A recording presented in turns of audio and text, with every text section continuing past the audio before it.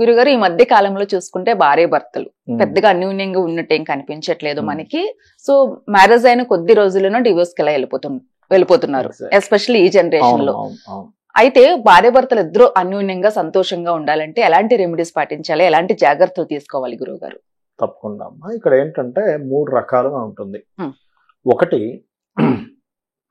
భార్యాభర్తలు ఎవరైతే ఉంటారో వాళ్ళు ప్రాక్టికల్ గా కొన్ని విషయాలు తెలుసుకోవాలి. Point number 1. రెండవది ఏమిటి అంటే, జ్యోతిష్ శాస్త్ర పరంగా ఎటువంటి దోషం ఉండడం వల్ల వాళ్ళకి అలా జరుగుతుంది, దాని పరిహార మార్గం ఏంటని చెప్తానండి. మూడవది, వాస్తు కూడా దాని ప్రభావం ఉంటుంది. వాస్తు కూడా ఉంటుంది. ఇందులో మొట్టమొదటిగా నేను మీకు స్త్రీ పురుషులు ఎందుకు దూరం అవుతారు, వాట్ ఈస్ ద రీజన్ చెప్తాను. చూడండి, ఇప్పుడు ఒక విషయం చెప్తానమ్మా. మీరు కార్ డ్రైవింగ్ నేర్చుకున్నారా?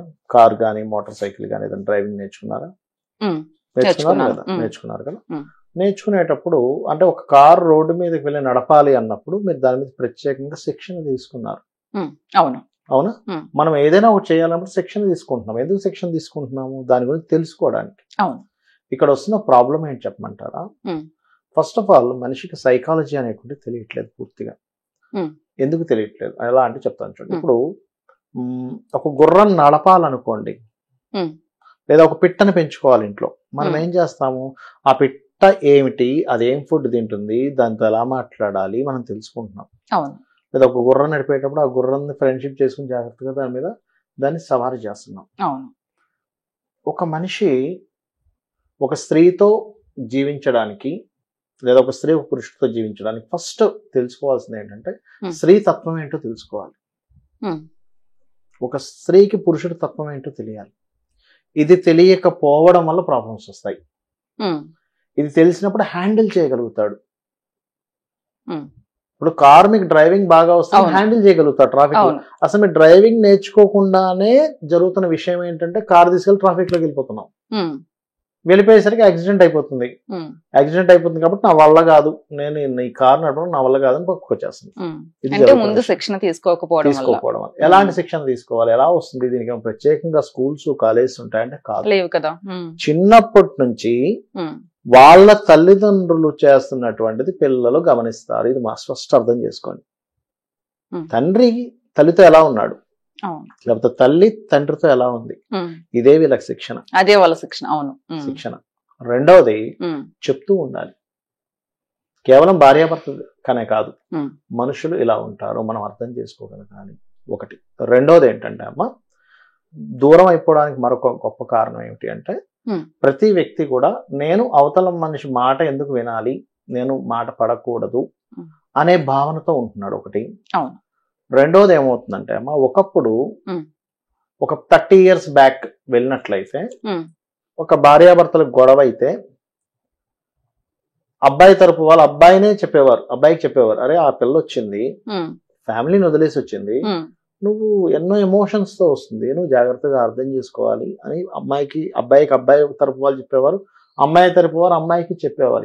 ఇప్పుడు సమాజం ఎలా ఉందంటే, ఫోన్ చేస్తే ఇలా అవుతుంది, ప్రతిది ఎవ్రీ సెకండ్ తెలుసుకోవడము, ఇవి జరుగుతున్నాయి. ఎగ్జాక్ట్లీ.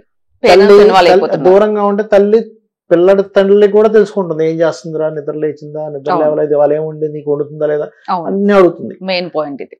అమ్మాయి తరపు వాళ్ళు కూడా ఎలా ఉన్నాడు అంటే ఎలా ఉన్నాడు చెప్తే ఏదో ఒకటి, రోజు బాగున్నాడని చెప్తే ఏం బాగుంటుంది, ఏదో ఒకటి చెప్పాలి కదా, ఏదో చెప్తారు. అక్కడి నుంచి స్టార్ట్ అవుతుంది. ఒకటి గుర్తుపెట్టుకోవాల్సింది ఏమిటంటే, ఎప్పుడు కూడా పొరపాటును కూడా భార్యాభర్తల గొడవలో మధ్యన ఎవరు ఎంటర్ అవ్వకూడదు. ఇంకోటి ఏంటంటే, భార్యాభర్తకే కాదు, ఈ ప్రపంచంలో మనుషులందరూ తెలుసుకోవాల్సిన విషయం ఏంటంటే, ఏమంటే భార్యాభర్తలకు మాత్రమే గొడవలు వస్తాయి, అన్నదమ్ములకు రావా? వస్తాయి. తల్లి కొడుకుకు రాదా? తండ్రి కొడుకుకు రాదా? ఫ్రెండ్స్ మధ్యన రాదా? బిజినెస్ పార్ట్నర్స్ మధ్యన రాదా? రోడ్డు మీద వెళ్తూ ఉంటే ఏదో సడన్ గా ఆడ ముక్కు మొహం తెలియనితో గొడవ రాదా? వస్తుంది. ఇప్పుడు అన్నదమ్ముల మధ్యన గొడవ వచ్చింది, విడాకులు తీసుకుంటున్నారు అన్నదమ్ములు ఏమైనా? తల్లి కొడుకుల మధ్యన వచ్చింది, వాళ్ళు ఏమైనా విడిపోదామని చెప్పి కోర్టుకి వెళ్తున్నారా? లేదు. తండ్రి కొడుకు మధ్యన వస్తుంది, విడిపోతామని కోర్టుకి వెళ్తున్నారా? ఎందుకు వెళ్ళట్లేదు? నా అనే భావన ఉంది వాళ్ళు. ఇది నాది, చిన్నప్పటి నుంచి మనం బిలీవ్ చేసేసాం. నా తండ్రి, నా కొడుకు, నా తమ్ముడు, నా చెల్లెలు నాది, ఇది నాది అనే ఫీలింగ్ ఇద్దరిలో ఫస్ట్ కనెక్ట్ అవ్వాలి. ఇది నాది అనేటువంటి ఫీలింగ్ కోసమే ముహూర్తం అనేది పెడతారు. ఆ ముహూర్తం రోజు ఒకరి కళ్ళలో ఒకరు చూసుకుంటారు. దట్ ఈస్ ద ముహూర్త. ఇవాళ రేపు ఏమవుతుందంటే ఆ ముహూర్త సమయానికి పాపం కెమెరా వైపు చూస్తున్నాం మనం. Right, okay. సో ఇక్కడ ఏమవుతుందంటే ఫస్ట్ ఒకటి వీటితో పాటు ఇంకొక ముఖ్య విషయం చెప్పి మనం ఆస్ట్రాలజీలోకి వెళ్దాం. ఎప్పుడైనా కూడా ఇప్పుడు రకరకాల వ్యక్తులు ఉంటారు. నీలాగే ఉండాలి అని అనుకోని అసలు ఎప్పుడు అనుకోకూడదు. అలా ఒక్కలాగే ఉండాలి, అందరూ బాగుండాలి, అందరూ పాజిటివ్గా ఆలోచించాలనుకుంటే ఈ విషయం నడవదమ్మా, గుర్తుపెట్టుకోండి. రకరకాల వ్యక్తుల్ని డిజైన్ చేశాడు భగవంతుడు, అంటే ప్రకృతి డిజైన్ చేసింది అలా. ఇక్కడ ఎప్పుడైనా సరే అమ్మాయి ఉదాహరణకి తల్లికి చెప్పింది అమ్మాయి ఇలా ఉన్నది, లేదా అబ్బాయి చెప్పాడు తండ్రికి అమ్మాయి ఇలా కోపిష్టి, లేకపోతే అర్థం చేసుకోవట్లేదని, లేకపోతే అమ్మాయి చెప్పింది అబ్బాయి చెప్పింది. వెంటనే వీళ్ళు చేసే పని ఏంటంటే నువ్వు అడ్జస్ట్ అవ్వాలి అంటారు. అది చాలా పెద్ద బ్లండర్ మిస్టేక్, గుర్తుపెట్టుకున్న వర్డ్. నువ్వు అర్థం చేసుకోవాలని చెప్పాలి. అడ్జస్ట్ అవ్వాలని చెప్పినప్పుడు ఏమవుతుందంటే అంటే నేను తగ్గాలన్నమాట. థింకింగ్ ఏమవుతుందంటే నేను తగ్గాలి అంటే నేను ఎందుకు తగ్గాలి, నేనే తగ్గాలా? ఇక్కడ ఎన్ని క్వశ్చన్స్ వస్తాయి చూడండి. నువ్వు అడ్జస్ట్ అవ్వాలి అనగానే నేను తగ్గాలా, నేనే ఎందుకు తగ్గాలి, అవతల వాళ్ళు తగ్గొచ్చు కదా, అంటే నేను తగ్గుతూ ఇలాగే బ్రతకాలా, నా జీవితం ఇక్కడ నాశనం అయిపోయింది. అదే నువ్వు అర్థం చేసుకోవాలి. నువ్వు అర్థం చేసుకునే తెలివితేటలు నీకు ఉన్నాయి కదమ్మా, నువ్వు తెలివైన దానివి, నువ్వు అర్థం చేసుకోవాలి అంటే ఏమవుతుందంటే చాలా తేడా ఉంది కదా, చాలా తేడా ఉంటుంది. ఇప్పుడు సబ్జెక్టు మనకి ఎలా వస్తుందమ్మా, సబ్జెక్ట్ అర్థం చేసుకుంటే సబ్జెక్ట్ వస్తుంది, అంతే కదా. అప్పుడు అర్థం చేసుకోవాలి అన్నప్పుడు ఏమవుతుందంటే ఇద్దరు అర్థం చేసుకోవాలి, ఇద్దరు వాళ్ళు చెప్పగలగాలి. అప్పుడు అర్థం అవ్వడం మొదలు పెడితే గొడవ రాదు.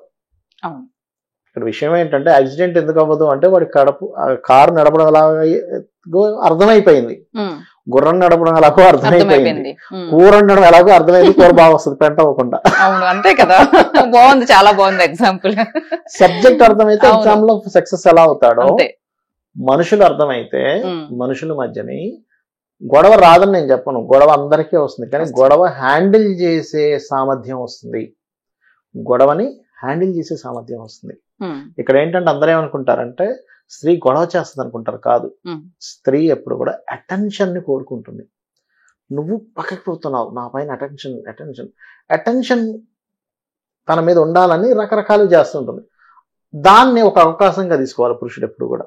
ఇప్పుడు ఏ అలకా లేదనుకోండి అమ్మా, ఏముంటుంది వాళ్ళిద్దరి మధ్యని, పొద్దున్నే నిద్ర లేచాను, టీ ఇచ్చింది, తాగాను, బ్రష్ స్నానం చేసుకున్నాను, వెళ్ళిపోయాను, మళ్ళీ వచ్చాను, రాత్రికి అన్నం పెట్టిన తిన్నాను, పడుకున్నాను, అయిపోయింది. ఒక మాట ముచ్చట ఏమీ లేదు. అసలు ఒక పురుషుడు స్త్రీని అప్రోచ్ అయ్యి తన అలక తీర్చినప్పుడు ఆ అలక నుంచి బయటకు వచ్చిన తర్వాత వాళ్ళిద్దరి మధ్యన ఉండేటువంటి అఫెక్షన్ ఎలా పుడుతుంది? ఏ సిచువేషన్ క్రియేట్ అవ్వకపోతే పుట్టదు కదా. ఇది అర్థం అవ్వాలి ఫస్ట్ మనుషులకి. రైట్, ఇది సైకాలజికల్ గా మామూలుగా అర్థం చేసుకోవాల్సింది. రెండవది ఆస్ట్రాలజికల్ గా అసలు ఎందుకు గొడవలు వస్తాయి, ఎందుకు విడాకులు అయిపోతుంటాయి, ఎందుకు పార్ట్నర్ వల్లే విపరీతమైన ఇబ్బంది ఎందుకు పడతాడు మనిషి అంటే ఇట్స్ డిపెండ్ ఆన్ పూర్వజన్మ కర్మ. మన జ్యోతిష్ శాస్త్రము, మన మహర్షులు, మన వేదాలు కానివ్వండి, మన శాస్త్రాలన్నీ చెప్పేది ఒకటే, నువ్వు ఏది ఇస్తావో అది వస్తుంది. నువ్వు ప్రేమనిస్తే ప్రేమ వస్తుంది, ద్వేషాన్ని ఇస్తే ద్వేషం వస్తుంది. నువ్వు పోయినలో ఎవరినో కాళ్ళు ఇలా గుచ్చే ఒక సూత్తోనే దీంతో నీకు ఈ జన్మలో దానికి తగ్గట్టుగా ఇంకోటి నువ్వు అనుభవించాల్సిందే. 100 రెట్లు అనుభవిస్తాడు, డబల్ కూడా కాదు. పాస్ట్ లైఫ్ లో మంచి భార్య వచ్చింది, అయినా నువ్వు లెక్క చేయలేదు, హింసించావు. ఈ జన్మలో నీకు చంద్రముఖి రావాల్సిందే, చంద్రముఖి రావాల్సిందే, తప్పదు, లెక్క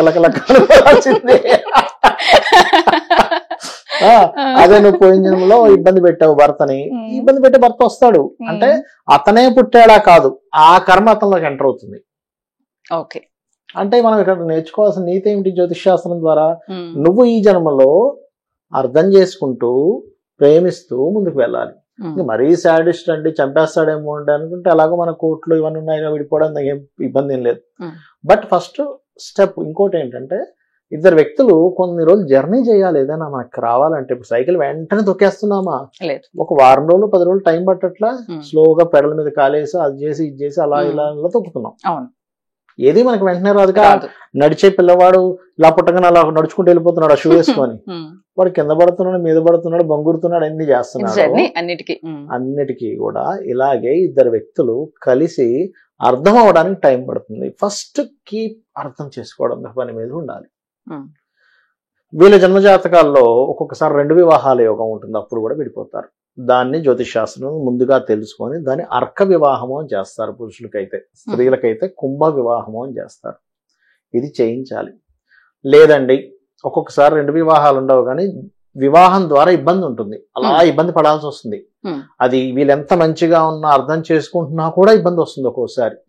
అప్పుడు ఏం చేయాలి అంటే దానికి లలితా సహస్రనామాల్లో వివాహానికి ముందు కామేశబద్ధ మాంగళ్య సూత్ర శోభిత కందరాయై నమః అనే మంత్రం చేసుకోవాలి. ఏది వివాహానికి ముందు. వివాహం తర్వాత శివకామేశ్వరంకస్త శివా స్వాధీన వల్లభాయై నమః, దీనికి ముందు ఓము లాస్ట్లో నమః కలుపుకొని రోజు ఒక అరగంట చేస్తే మీ పూర్వజన్మలో తెలుసో తెలియక అజ్ఞానంలో చేసినటువంటి కర్మ దగ్ధం అవుతుంది అని శాస్త్రాలు చెప్తున్నాయి. రైట్. ఇక 3వది వాస్తు దగ్గరికి వద్దాం. జాతకం చూస్తే బాగుంటుంది కానీ ఆ ఇంట్లోకి వెళ్ళినప్పటి నుంచి మా ఇద్దరికి గొడవలు అవుతున్నాయండి అని చెప్తుంటారు కొంతమంది భార్యాభర్త.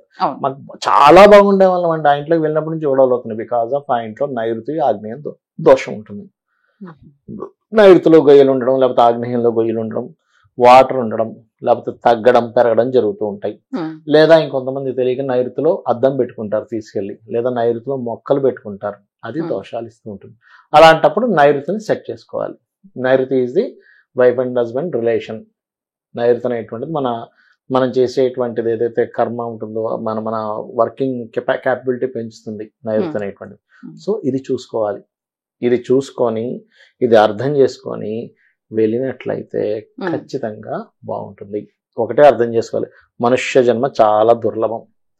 ఈ దుర్లభమైనటువంటి మనుష్య జన్మలో మనలో సగభాగం అనుకునేటువంటి అమ్మాయితోనో అబ్బాయితోనో మనం ఎందుకు కొట్లాడుతున్నాం? ఇంత బుద్ధి తక్కువ ఉందా మనకి? కొట్లాట రాదని నేను అన్నట్లే, నాకు కూడా గొడవ వస్తుంది అప్పుడప్పుడు, నేను కాదనట్లే. కానీ దాన్ని మనము ఎందుకు వస్తుందని అర్థం చేసుకోవాలి. వాళ్ళకి డిస్కంఫర్ట్ ఏం జరిగింది, భార్యకి కానీ భర్తకు కానీ ఏం జరిగింది? ఊరకనే పిచ్చోళ్ళు కాదుగా గొడవ పడ్డానికి, ఏదో ఒక చిన్నదైనా ఉంటుంది కదా. కాకపోతే కొంతమంది ఉంటారు ఏమి లేకపోయినా గొడవ పడే వాళ్ళు ఉంటారు, నేను కాదనట్లా. అది వాళ్ళ జన్మజాతకంలో ఆలోచన స్థానం పూర్తిగా పాడైపోయిన వాళ్ళు అసలు ఏమీ లేకపోయినా గొడవ పడుతుంటారు. నేను దాన్ని అస్సలు కాదనట్లేదు, ఎందుకంటే నేను అలాంటి కేసెస్ చాలా చూశాను కాబట్టి. అలాంటప్పుడు కూడా ఈ నామాలు మిమ్మల్ని కాపాడతాయి ఖచ్చితంగా. ఎందుకంటే నేను బోల్డ్ అన్నమ్మా, 1, 2 కాదు, బోల్డ్ అన్ని తెలుసా అమ్మా, బోల్డ్ అన్ని నా దగ్గర వీడియో రికార్డ్స్ ఉన్నాయి. అసలు ఎంతమందో ఏమంటే ఈ మంత్రం చేసుకున్నాను, నాకు చాలా బాగా కలిసి వచ్చింది, అసలు నేను అనుకోలేదు ఇంత అద్భుతమైన రిజల్ట్ వస్తుంది అని అనేటువంటిది ఇది చూడండి. అంటే నా దగ్గర రికార్డ్ చేసి పెట్టుకున్నాను.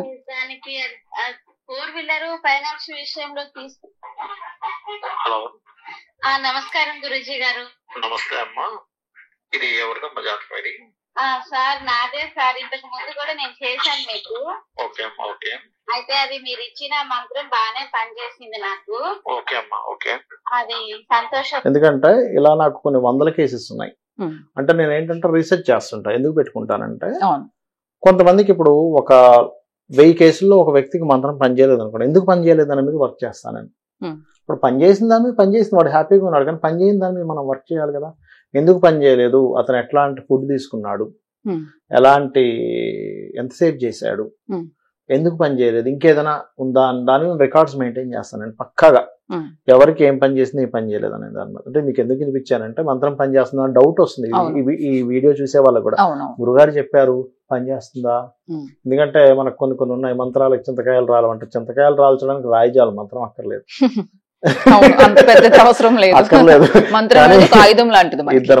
ఇద్దరు మనుషులు ఆనందంగా కలిసి ఉండాలంటే అమ్మవారి అనుగ్రహం కావాలి. అమ్మవారి అనుగ్రహమే మంత్రం అంటే. మంత్రం అంటే వేరేదేం కాదు, అమ్మవారి అనుగ్రహమే మంత్ర రూపంలో ఉంది అక్కడ.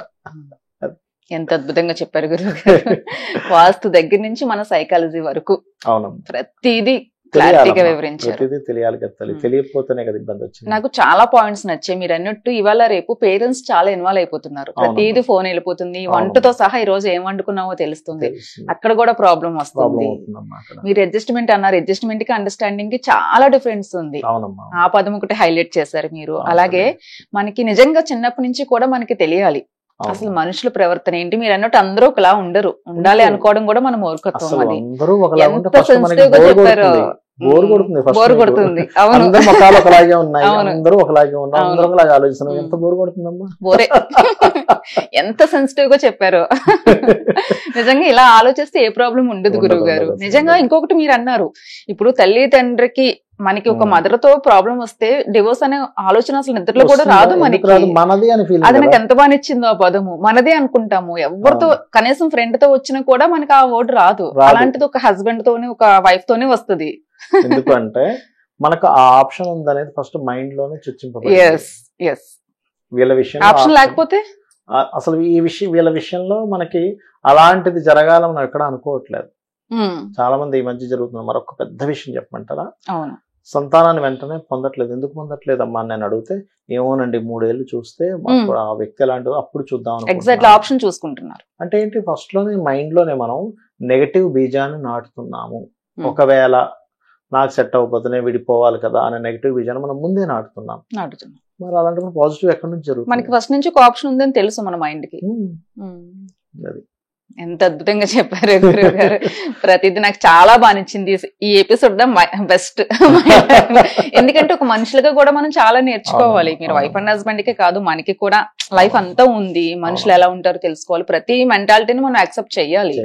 అప్పుడే సంతోషంగా ఉంటాం. అంతా బాగుంటే మన జీవితం నడిపించడం పెద్ద విషయం కాదమ్మా. అవును. అవతల వ్యక్తి మనకు అనుగుణంగా లేకపోయినా కూడా మనం అర్థం చేసుకోవడంగానే ఉంటుంది. అవును. చాలా మెచ్యూరిటీగా ఆలోచించాలి.